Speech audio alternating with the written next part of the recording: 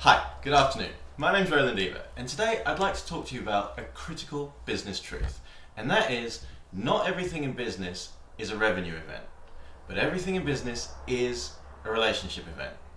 Now, why am I talking to you about this today?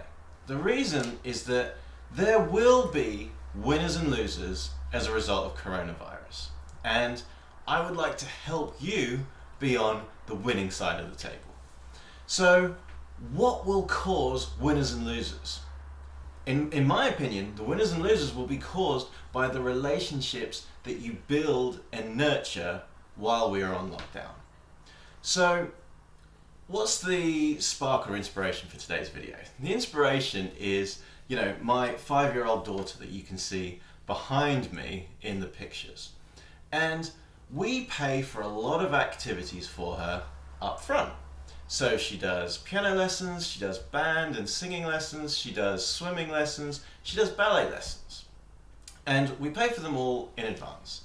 And with the exception of the swimming lessons, all of the teachers have written to us and basically said, there are now online classes and you're not getting a refund. So let's just think about this for a minute. My daughter's 5 years old. Do you think that she's doing ballet lessons on her own? Do you think she wants to take the iPad and watch and learn how to do ballet steps on her own? No, you've got to be kidding me. Yeah? Same thing with the band lessons. The whole point of band is playing with other musicians. So how is it that she's going to learn how to do that in an online environment watching a video? She's not. Yeah? So the fact that these music teachers have said this, or these teachers have said this, is just crazy. Now I understand. They're basically saying, you gave us some money, we've spent it, we're not giving it back. I understand their dilemma. However, if they don't give the money back, they will lose a customer for life. So let's think about my 5-year-old daughter.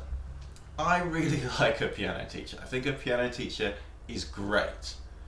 But if this problem does not get resolved, I will find a new piano teacher. Yeah? And instead of getting piano lessons from 5 to 18, she'll get piano lessons from 5 to 5.5. So the piano teacher has a contract, and I read the contract, and I'm assuming that this is the standard contract that you get when you become a member of the Music Teachers Guild or whatever it is.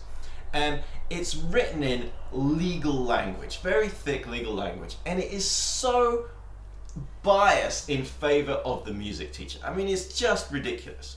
Now, I read this thing, and I wanted to query some of these points, and then I thought, let's not lose sight of what we're talking about here. We're talking about piano lessons for a 5-year-old. We're also talking about the reality of, if I'm unhappy with the piano lessons, I'm gonna stop paying you, regardless of what the contract says. So of course the contract says, if I want to cancel the piano lessons, I have to give like 3 months notice. Now, again, let's not lose sight of this. We're talking about piano lessons for a 5-year-old. Let's also not lose sight of the reality of, if you want to be freelance, you have to accept that that comes with certain insecurities. And if you want the security of a full-time job, then get a full-time job, yeah? But if you're going to be freelance, then guess what? You live and die by the value that you create. So you want to earn more money? Create more value, yeah? Create more value and multiply that against more people. That is how you will earn more money. Not by having some ridiculous contract and saying, whether I deliver this service or not, you still have to pay me. Because that is how you absolutely kill the relationship, and that is how you will kill your business moving forward. So, several of these teachers have been advised by somebody in the council or somebody else. They're all referring to an external authority. And I want to say to you, if you're being advised by an external authority to basically rip off your customers, please do not do that. Because everything in business is a relationship event. So, yeah, you might not be creating the revenue that you want right now, But if you're creating the relationships, if you're giving value, then that will build trust, and that is the foundation of the sale. That will come back to you. Yeah? If you're giving value, if you're giving more value, then that will come back to you. And I see this as the perfect time to give more value. Give more value, create a stronger relationship with your customers, and then your business will thrive. So I've talked to you about some of the examples of people that are doing it badly. Who's doing it well? Well, Joe Wicks is doing it really well. He's on television, and what is he doing? He's saying, let me help you get fit and stay fit during lockdown. Now, I haven't watched his video, so I'm not going to lie, but I'm assuming he's not saying, now go buy my book. So what is he doing? He's creating relationship capital. All of these people that he's helping get fit and stay fit, hey, have fun. Get fit, stay fit, and have fun while in lockdown. Do you think they're going to want to buy his book? Do you think they're going to be interested in what he has to say after lockdown? Of course. And what is he doing? He's creating relationship capital. So, money earned ethically is a byproduct of value creation.